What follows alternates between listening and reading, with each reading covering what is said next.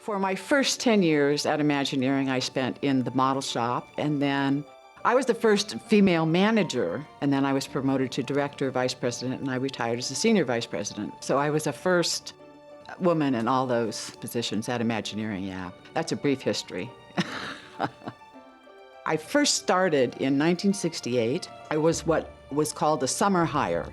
When I walked in the model shop, our desks were 4x8 sheets of plywood on top of 2 sawhorses, and then that plywood was covered with brown paper. And I sat across from Leota Toombs. Leota is the very famous face in the Haunted Mansion, so she was the first person that I worked with, and my first assignment was to feather a tiki bird.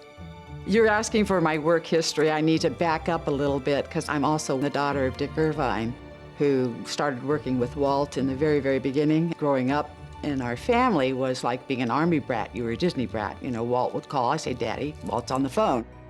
Walt picked him to do Disneyland, to oversee the hiring of the talent, to ensure that the design from concept was that design integrity of that story was going to be maintained through the whole developmental process. Walt relied on him heavily to do that. This is Marvin Davis, John Hinch, and my dad, and this is the X marks the spot for the center of the Magic Kingdom at Walt Disney World. When I first started working on Walt Disney World, my father and I had about an hour's drive, and it was always special time for me again. So we would talk to and from driving about whatever was hot at the time. I remember he was having terrible difficulties with the cost of the castle. So he came into the model shop and he was studying the castle with whoever was designing it at the time, and they were studying it. And Daddy went over to the mall and just tore off a turret off the castle, and he said, that ought to take care of it. And that's how he cut the cost. So that was a fun story. This is the send-off when we were building our scenery in the North Hollywood facility. This was the first group of scenery that we shipped from that facility to its location in Walt Disney World. This is was the transportation pavilion.